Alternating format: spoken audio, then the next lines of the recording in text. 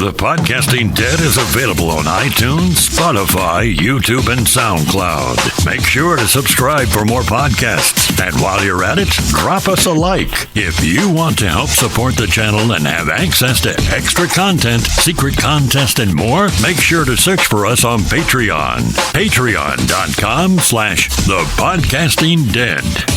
All right, it's time for a Walking Dead Monday cast, of which today we're going to do another Walking Dead What If. Before we start, my name is Justin. Mine is JP. And as that snazzy intro may have suggested, we're the Podcasting Dead. So make sure to check out the channel, give us a like, maybe subscribe even, if you're so inclined. If you don't like what we do in the future, you can always unsubscribe, though we hope you wouldn't do that. But anyways, today's Walking Dead What If comes to us from a listener. It was Owen, right? Owen, yeah, one of our wonderful patrons. He actually left this as a comment on one of the many Patreon casts from last week. Okay. And what is this week's Walking Dead What If? I'm excited. All right, now this one is a real thinker and a pretty cool little scenario. What if, and we're going way back to season 1, what if Rick never handcuffed Merle to the roof in Atlanta? And that raises a whole plethora of possibilities. Yeah, oh my God. I mean, the whole future of the show could have completely hinged on that one moment, because let's think about it. Merle was being very bullyish, had T-Dog in a very compromised position, was very racist. Overindulging in the methamphetamine. Yes, a bit. I don't know that they would have ever made it off that roof if Merle... Because in order for Merle to have not been handcuffed to the roof, that means Rick would have had to have went along with the whole, I'm in charge now, y'all. You know what I'm saying? You know, after he hawked a loogie on T-Dog's chest, which to me is still one of the most disgusting moments in the show, man. I can't stand when people spit on each other. But he hawks a loogie on his shirt, rubs it in real good, and says, raise a hand, y'all, whatever.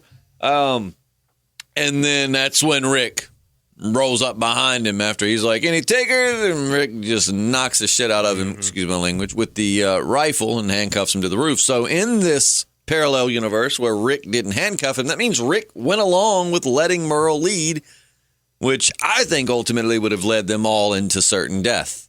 Because Merle was clearly probably on something, because, Rick had said, what's that around your nose, So clearly he was a bit tweaked out and was being a bit reckless. I don't know. What do you think, man? Well, if he hadn't just knocked him out initially and handcuffed him there, they definitely would have came to blows at some point, like with them trying to leave that building.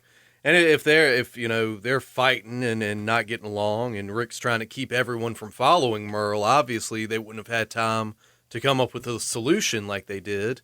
So yeah, they probably wouldn't have made it out of that building. Period. I'm pretty sure. But let's just assume for this, and for what was later revealed, that they did somehow. They got out of the building. I mean, like you said, they could have definitely been like he did handcuff him, but then he gets downstairs and has to knock him out, which still wouldn't have ended well when he woke up. But we got to assume, because we found out later that the whole plan was that Daryl and Merle were going to rob the camp blind, in which case that them not doing it is where Daryl kind of started to grow a heart, because he was still kind of a douche in the first couple of episodes. I mean, he definitely seemed like in that moment he would have probably followed Merle's lead to rob the camp but I think spending more time with Rick and Glenn and everyone is what helped kind of change who he was. So question is, do you think that if he never handcuffed Merle to the roof and somehow they made it from Atlanta back to the camp, do you think that they would have actually ended up robbing the camp? Yeah, without a doubt, yeah. I think that was the plan all along, and they definitely would have followed through with it. And then we have our group of survivors, no guns, no ammo, no food. I don't know if they would have taken any vehicles. I guess just rode off in the sunset. They would have just been chilling in the RV with Dale, digging their hands, not knowing what to do. Him just turning around, making that Dale face constantly. Yeah. Oh, Jesus. That constipated owl kind of face. As a father, I'm working to perfect my Dale face. Oh, yeah. Well, I'm sure there will be many moments in life where I'll need to use it. Have that one in my arsenal. Dude, you need to get that Dale hat, man. Nothing says I have one. Hat. Do you really? I do, but I only wear it when I go kayaking. Okay. Because, you're sitting in the middle of the water all day, sun beaming down on you. You kind of need one of those to keep the sun off your head. You need a big build hat, that's for sure. It was either that or a cowboy hat. I just, not that I have anything against cowboy hats, but I just hadn't. Number one, the good ones are usually pretty damn high, and I'm not going to wear an expensive cowboy hat out in the middle of a lake or a river. And two, this was just, this is more flexible. I like wearing big build straw, like gardening hats. Yeah, I had to do one of those. I used to have I think it was a Bud Light one or right. something. It was just basically that, and it kind of had the sides that roll in, but it had like the Bud Light logo on the front. God, that would have been a great scene, man. They not only do they steal all the necessary supplies, but like Merle steals Dale's hat too. And the next scene, you see him just rocking that hat. Like for the rest of his time on the show, he's wearing Dale's hat. It was all just a ruse because he loved the hat so much. They would have just left him alone if not for that sweet ass hat. He just knew that he couldn't convince Daryl to go in on him, right? Like with him to steal a hat, so he had to turn into robbing the camp blind. But no, I think that I really think it's a short answer. Honestly, I feel like if they were to have followed Merle, because that's really the only way Rick wouldn't have handcuffed him is if he followed along with him, reluctantly, of course. But I feel like Merle would have got him killed, or either Rick would have ended up handcuffing him to something else. Yeah, but if they had just robbed him, left him there, I mean, think about that night that Andrea's sister got bitten. A few other people too, man. The death toll there probably would have, I mean, damn, they might have got the whole group. Oh, yeah, without all those guns. And there was the argument between Rick and Shane of, Shane saying if they would have been there, they would have lost less. And Rick saying that if they hadn't have showed up when they did with the extra guns, that they would have lost a lot more. Right. So, I mean, I guess with no guns, you would have lost everybody. Yeah. It is crazy, the butterfly effect, man, the way one decision alters everything. I mean, it could have been a whole different world had he have not simply stepped up, put Merle on his ass, and handcuffed him to that rooftop. I mean, they probably would have died before they got out of the building under Merle calling the shots, or I feel like Merle would have ended up killing Rick at some point just because Merle seems, he's an alpha male, and what do alpha males do to other alpha males? They usually take them out. I mean, hence what happened to Shane and Rick. You can't. Two alpha males just don't genuinely go well together in these situations. So it's we've gotten back to in this show, things are more, primitive in the sense of, pack leadership and things like that. So, I mean, it could have gotten really ugly had Merle stayed alive. Let's say he didn't knock out Merle. Not stayed alive, but, not been handcuffed because he did stay alive. Let's say Merle didn't get handcuffed on the roof and he ends up just basically sacrificing everyone else so he can escape. Merle's the only one who gets back to camp. Now that would have been crazy. I feel like Shane would have taken him out at that point. Me too, yeah. Which actually, it's interesting because if that would have happened, Shane wouldn't have even been aware of Rick. Neither would Lori or Carl because, number one, he probably would have just lied and been like, oh, they all died, blah, blah, blah, blah, blah. And I highly doubt he's going to mention, no, and this sheriff cowboy guy rolled up. And even if he did, I don't think that would, make Shane and Lori and Carl go, is that? I mean, I'm sure there's lots of people in this big wide world that could match the description of, That'd have been crazy, man. Sheriff friendly, officer friendly. Merle doing to them what Shane would eventually do to Otis. That's true, yeah. Yeah, I mean, don't get me wrong. I could hear some people going, no, they would have definitely made the connection, but I think that they thought Rick was dead. So to simply just come, if Merle would have even disclosed that part of the information, again, I don't think he would have ever mentioned anything. I had a cop show up. I'm sure he knew Shane was in the police department anyway, so he probably wouldn't. But I mean, I feel like while Shane was in charge of that group, if Merle showed up with no one but himself, I think Shane would have probably tried to take him and Daryl out. or at least kicked him from the group. Probably. And Merle probably would have blamed it all on T-Dog with his old racist ass. Yeah, man, I couldn't believe. I remember even in 2010, I mean, that's a decade ago, watching that episode where he says, "That'll be the day." And he's like, "That'll be the day. You got something you want to say to me?" And he's like, "The day I take orders from." And when he said it, I'm like, yeah. Even in 2010, I was like, yo. Yeah, it was. The show is going to end already. It was savage, yeah. But, you know, I guess considering that, number one, it's realistic because there are ignorant racists out there. Number two, I mean, the racist was put on his ass and made a fool of. So, you know, I guess it ended up being okay. But when he said that, hey, can you imagine being an actor and having to do a scene like that?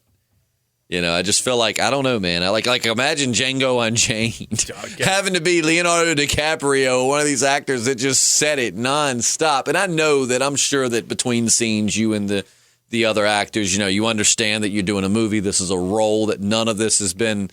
I don't know, man. I just feel like I'd be worried Samuel L. Jackson be like, "Yo, motherfucker, you sounded like you meant that one a little bit too much." Yeah, I heard he was very uncomfortable with that role, but he inevitably took it. But. I'm sure he was. I can't imagine, man. It's one of those things you or I can't begin to imagine. But, yeah, so I just remember when he said that, dude. I was like, whoa. Oh, my God, this show's done. Yep. It's going to be on The View tomorrow. And then you're just that actor who dropped the N-bomb on a cable TV show that got canceled after the, first season. But, yeah, I honestly think if Rick hadn't handcuffed Merle to the roof of that building, I don't know that they would have ever made it back. I mean, there's so many different ways you can go about it, but if they made it back, then he and Daryl would have robbed the camp blind, which ultimately could have been the end of them to begin. You know, that could have been it. That could have been what killed that entire group, was having no supplies. But then we wouldn't have got Rick and Dare Bear. And that would have been the ultimate tragedy. But I think inevitably, if he hadn't have restrained Merle from the get-go, one of those two wouldn't have made it out of that building. And like we said, maybe none of them would have. I definitely think Merle would have tried to take Rick out. Yeah. Because, number one, and we say Rick went along with it, but in my mind, you know, Rick would have never just completely submitted. Rick's not, a beta male, so Rick would have maybe went along with it for the time being because he doesn't know these people. He doesn't know where, he's got to kind of figure a way out, so he's just kind of laying low until he can get an opportunity to escape, whatever. But I do feel like at some point Rick would have stood up to him, because Rick's just not the kind to not do that. And then, again, like we said, alpha males don't like other alpha males. So at some point, Merle would have tried to take him out. Yeah. Man, let's say that, he doesn't handcuff him to the roof. They just get separated. The Merle and everyone else get back to the camp. Rick gets separated. He ends up just going up the road or whatever. And Rick ends up being the one that gets found by the governor instead of the way Merle was, Mm-hmm. So next thing you know, they meet Rick with the governor at Woodbury with Lori and Shane and everybody at the prison, assuming they followed the road that inevitably led them there. Man, that'd have been pretty wild. That would have been interesting. Pretty crazy. The governor wants to speak with you. Yeah. Ugh. He'd look at Daryl and be like, "I don't know you, but in another life, I would have been your best friend. I'm drawn to you, and I just don't know why. It's some kind of spiritual connection. Oh, what's your name?" "Daryl. Can I call you Dare Bear?" Oh, Lord. No. But yeah, I think that I don't know. I do like that. I do think it's an interesting idea of what if Rick wouldn't have found his family so early? What path would he have taken? Mm-hmm. Where would he have ended up? What kind of person would he have been? But yeah, what was it? It was something going off of what you said. Oh, one thing to consider: T-Dog would probably be dead. Yeah. Aside from that, let's assume that they all got. It was Merle's drugs that saved T-Dog when he cut his arm wide open in the beginning of season 2, and that huge horde came through. Yep. And, they had. So assuming they all, again, I still think that it could be just as short an answer as they all died when Merle took control. Because, like you said, or Merle might have lived. You're right, because Merle, he'll survive, but they would have. But assuming they all did somehow get out of that without Merle being left handcuffed to the roof, I mean, Merle would have gotten his drugs back, And he didn't seem like the Sharon type to me. So everything still kind of went the same way, and they ended up where they were. And it's just, again, it's the butterfly effect. I mean, all of these are kind of redundant because it's like, well, they wouldn't have ended up here if they wouldn't have done this. This was done because of this, and it can all be traced back to earlier made decisions. But just for the fun of it, we're saying somehow the universe still pushes them. The winds keep them, moving in the same direction. But, Merle wouldn't have shared with T-Day, and he's racist. Yeah. So on top of that, number one, he probably wouldn't share his medicine with anybody. But on top of that, someone of a different skin color who he clearly doesn't like because of their racial differences. I don't think he would have, in his mind, he would have been wasting drugs to save him. We definitely have a much less diverse cast of characters if Merle had. Can you imagine like Tyrese and Sasha roll up? Merle would be like, nope. Nope. God, it'd have been like Jim Crow Arabs, Jesus. And not only that, dude, I mean, think about it, like the Barn of Pleasures, man, like King Ezekiel. It'd be the whitest Barn of Pleasures ever. Instead of King Ezekiel, it would just be Merle standing up there, get naughty, y'all. Nobody of color. Don't want no gay stuff going on in my barn. And JP, get out! As we know, the Barn of Pleasures is a free-for-all, So, yeah, it would be nothing but missionary or doggy. Want nothing too close to sodomy. It would have definitely been, with Merle, it would have definitely been a much more boring Barn of Pleasures. Everybody would have STDs. Yeah, that's for sure. I'm spreading my chlamydia, y'all. Yeah. Oh, so thank gosh for, more forward-thinking people to come along later because the Barn of Pleasures. And if you're new to the channel and you're wondering what the f*** am I listening to? They're probably like, what episode did we miss? Barn of Pleasures? The Barn of Pleasures is actually just a silly little thing we came up with because Fear the Walking Dead was so terrible last season that we would try to talk about it and somehow one day divert it to a homoerotic. Yeah. I mean, when I say homoerotic, I mean everybody screws everybody, but it just Barn where King Ezekiel is kind of like the mastermind and all the Walking Dead characters just do each other. But so that's where that is. And King Ezekiel is a much better face of the Barn of Pleasures than Merle. Yeah, that's a dark rabbit hole to go down. And see, and Father, I keep wanting to say Father Gabriel. King Ezekiel is such a loving and forgiving man that he's like, Merle, I will allow you into the Barn of Pleasures. Whereas Merle wouldn't allow him in. Right, yeah. It would just be, if Merle had his way, I believe it would just be him, Andrea, and Daryl. Because you remember, Andrea's the one he called Sugar Tits. Yeah. Merle could be like, well, I do have this French tickler extension for my artificial hand. Let me take the bayonet off. Oh, yeah. Well, Merle could make an interesting addition to the Barn of Pleasures because he could be like, let me take my dagger, my knife attachment off and put on my dildo attachment, y'all. Woo. Merle could be the perfect man. He could, man. It might could turn his whole life around. I miss Merle, man. I would have liked to have seen more of his character. Like, yes, I loved it. Was this meme I saw years ago, man. This was like 2012 or 13, It's like after Merle had died, but it's like, you were a racist piece of shit, but you were our racist piece of shit. Yeah. And it's like, I just loved he and Daryl's kind of character development. I mean, definitely season 1 Merle wouldn't have sacrificed himself to save anybody. No. He definitely cared about his brother, but I don't know, man. I still, Merle's death is still one of, like, for me, one of the saddest. Just the scene itself wasn't necessarily that sad. I don't know. I hated that.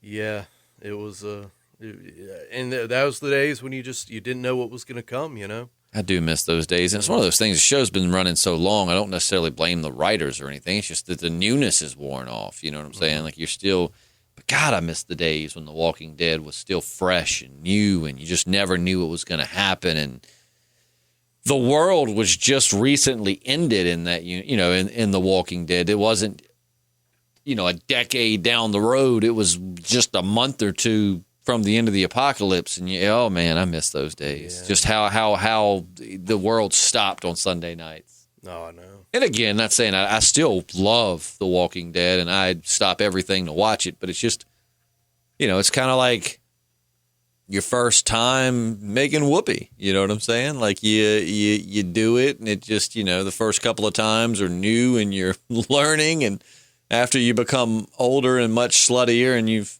done a lot of different people, you enjoy it still, nonetheless. But it just never got that fresh seal on it like it once did. Yeah, or like the first time you indulge in a mind-altering substance. It's like you're exploring this whole new part of your brain, but after a while, it's just like routine. And we imagine there's lots of drugs. Basically, the Barn of Pleasures is kind of like, it's just kind of like almost like a sex, drugs, and rock and roll kind of environment. Oh, yeah. They're all just down there indulging in many different pleasures. It's like a Coachella, like a post-apocalyptic Coachella. There you go. What you imagine Woodstock would have been like. Yeah, that too. It's just as muddy. Yeah. A little mud on the tires for sure. Oh, my gosh. But yeah, so I think if Merle were the one who, led that group off the roof, I just don't think at any point it would have ended well. I don't think Rick would have, I don't think any of them would have made it, to be honest, except Merle. And then, like you said, Merle would have shown up back to the camp by himself. That's an interaction I would have loved to have seen. We never got to see that. No, we didn't. Shane and Merle. We never saw them two interact. We saw Shane interact with Daryl. We know that he didn't take shit off Daryl. But, Merle was an even bigger threat than Daryl in the sense of that Merle just seemed to be a bit more dangerous, a little better in hand-to-hand combat, just a little more ruthless. I would have been interested to see how Merle and Shane interacted. Yeah, he was definitely a wild card, man. Can you imagine putting yourself like in Shane or Rick's shoes? And I think sometimes the show does a really good job of that, whereas people think it's stupid that they don't trust these people or they're being a certain way. You have to remember that they're cops and that they, like Shane, before, the whole Rick thing, Shane was sharing a camp with Daryl and Merle.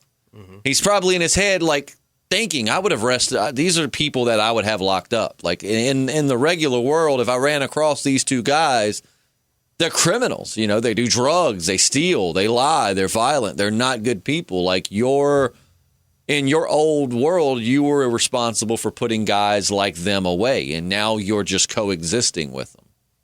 Yeah. And that's why, with Rick in the prison, even though we, the viewers, with Axel and Oscar, mm-hmm. We knew that we could tell they were decent guys. They weren't as crappy as the other ones. But Rick was very hesitant to just, mingle with them or have them integrated because he's a cop. He's seen the worst of people. So, sometimes, we forget when we watch it and we're like, oh, stop being such a... No, they're cops. Yeah, it's a shame, man. They didn't... Remember in the comic, they had that character in the prison, said he was in there for, tax fraud or something. Ends up decapitating two kids. He's Thomas, he basically became Tomas. Yeah. In the show, just I'm not going to lie, other than the kid who killed Henry's brother, mm-hmm. other than that guy, Jared, I think was his name. That sounds right. If not, he looked like a Jared. But other than that guy, I don't think I've disliked the character based on looks alone more than I did Tomas. Just out the gate, I was like, I'd cap this guy. Right. After that first interaction where he gave a little lip back, I'd have been like, oh, yeah, he's going to be a problem. All right, now, for the rest of you. Tiny. Yeah. Come over here, you cuddly son of a bitch. You're with us. Oh. Axel, I don't trust your mustache. You little Kevin Hart-looking bastard, you go on over there. I got bad feeling. It's it is funny how you could, without even knowing much about him, you could almost realize who was going to be the good and the bad. Mm-hmm. Yeah, you really could. Tomas and Kevin Hart were terrible, bad people, and then the other three were great. Poor Tiny. Imagine what an asset he could have been if Tomas wouldn't have. Well, he got scratched, so I guess he would have. I don't know. There's so many ways to go. Conversations on The Walking Dead, especially with people that have have ADD habits, such as myself and JP. They go all over the place. It's hard to stay on one subject, but it's like he got scratched by that walker. So I guess he would have turned, even though we've seen people literally rub the walker. What turns you, or what kills you is just so back and forth in the show. But I guess Tiny would have died. I guess it's one of those things where you're like, oh man, is he going to die? We're going to learn more about the infection. But And we ended up not learning a damn thing. And Tomas had this tiny little mouth. Like, if you pay attention, his mouth just seemed at times way too small for his face. A real rat face. He had a real rat face. And I don't like to, I don't want to make fun of the actor because he could be a great human being, a great humanitarian, and just an all-around great guy. He just played a douchebag. So I don't want to talk too much about, the actor, but, it's just not a lot of things going for Tomas. No, not much at all. Oh, but it would have been interesting to see how, I just wish that we had the multi-dimensional television like on Rick and Morty, because I just would love to see how Merle would have interacted with some of these people in prison. Merle probably would have got in there and been their best friend. Yeah. Well, then again, probably not, because three of them were African American. One was Hispanic, and there was only one white dude. And the white dude, Axel, was the biggest bitch out of all of them. So Merle would have showed up and been like, "What's up, my man?" And then... Yeah. Been oh, you a bitch. I don't like any of you. So but I would have loved to have seen how these interactions would. It'd have been cool to see, that's a cool Walking Dead what if. What if Daryl and Merle switched roles? Oh, yeah. What if somehow through actions and happenstance, it was Daryl that ends up dying and Merle stays with the group. And we see Merle transform into this good, caring, awesome guy, or would he? I don't know that he would have per se. I mean, I know he did sacrifice himself, which was mostly for Daryl, but a small part of me thinks that it was also for the group as well. Just knowing, what the governor was capable of, but I mean, I don't know that Merle would have evolved quite in the way Daryl did. Who knows? He might have corrupted Rick and turned him into a racist, drug-snorting asshole. All right, here's the deal. We're going to go into Woodbury and we're going to steal from all of them. Yeah. Oh, boy. It would have been interesting. You're my brother. Well. Just to see Now, Merle would have probably not left the Claimers. Merle would have showed up with the Claimers and seen Rick be like, "The hell with them. Yeah. I found my people." Oh, man, yeah. Our pal Dan Ashtown tagged us in something really cool that I think we should discuss in a Monday podcast or two from now. But did you see it yet on Facebook? The whole deleted scene from The Walking Dead? No. It's a deleted scene where you find out what happened to the Vatos. Really? Oh, yeah. You find out, and that was from, I guess that would have technically been from season 2 when that would have aired. Maybe season 1 or 2. Mm-hmm. But it's when you get a chance, you should watch it. It's 13, 14 minutes long, but it's a really cool scene. I've seen that before, and it definitely would be an interesting conversation to have.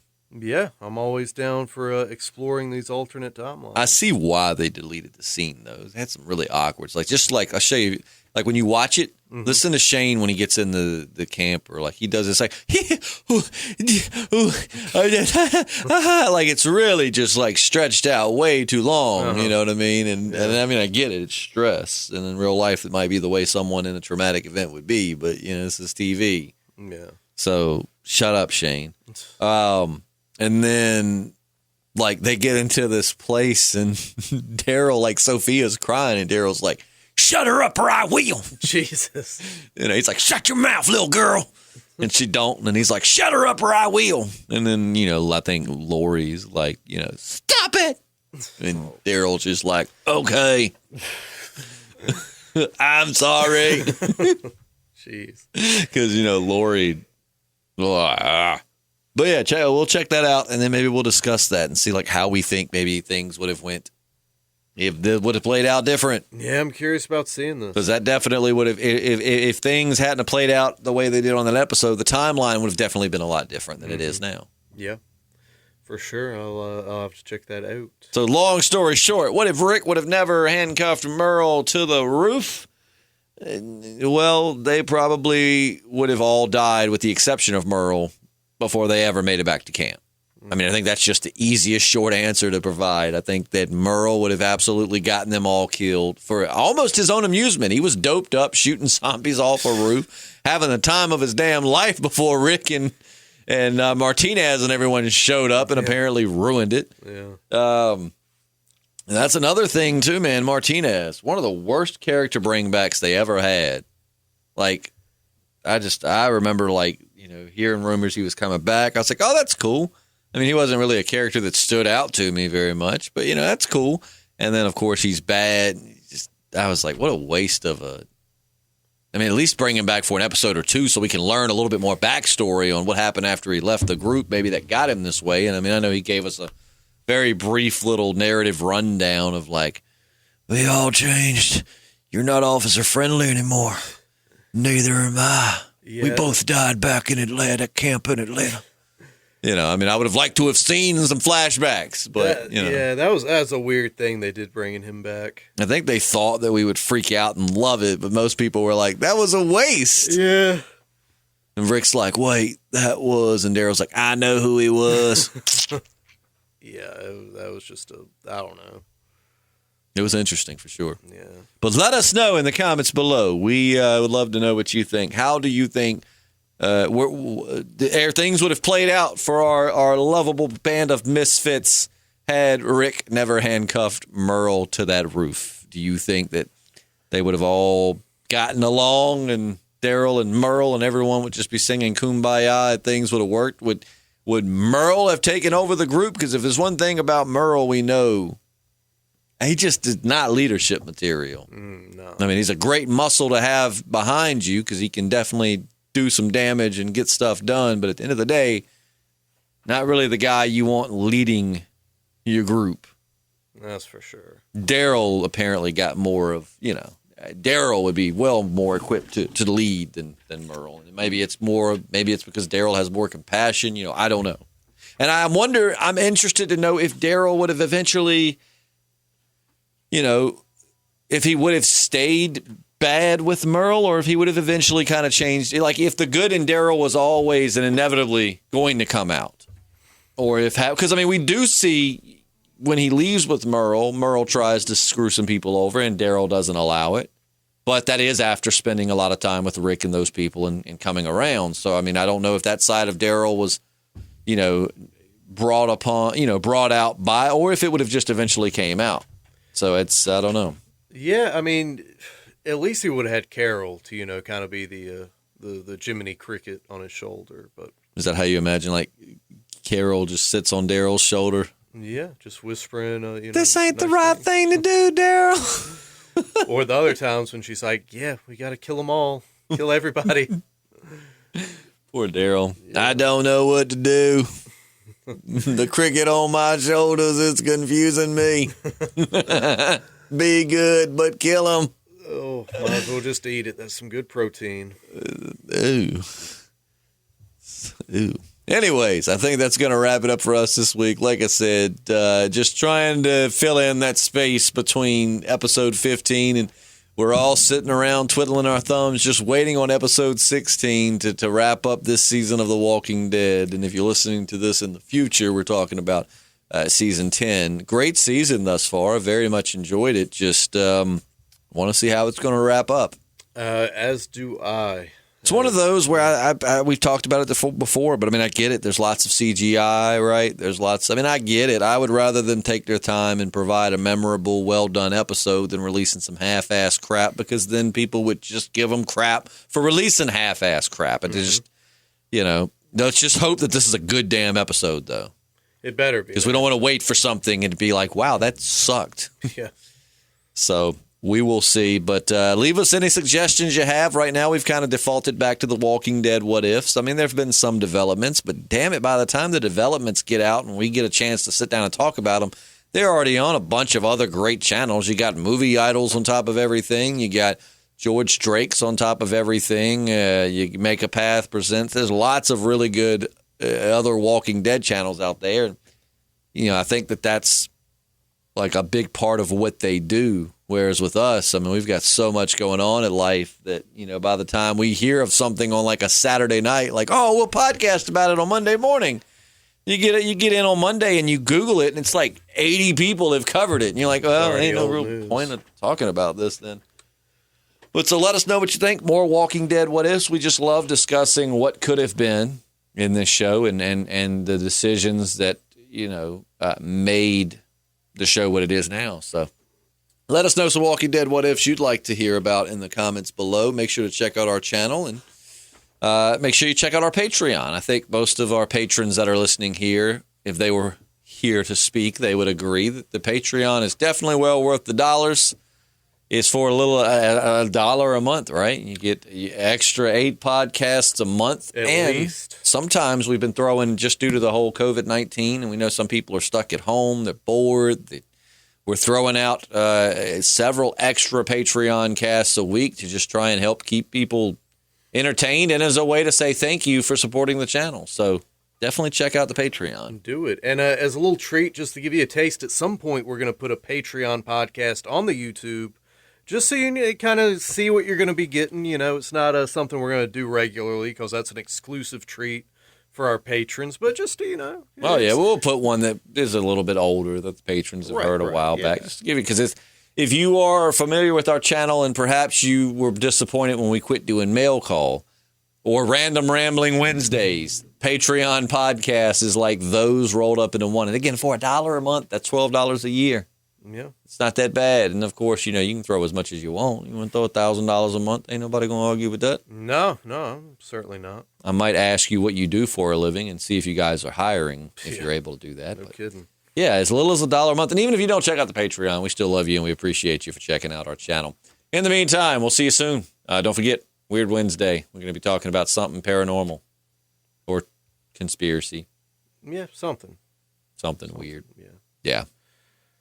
Maybe what this stuff. Anyway, I was gonna say weird having to do with my digestive issues lately would be something, but I mean, what do you think that has anything to do with the 5G? Maybe so, man. Maybe so. I don't know. COVID's eating your bowels. It could be. Either way, we'll see you very, very soon. We love and appreciate you. I'm Justin. I'm JP. And we're the Podcasting Dead.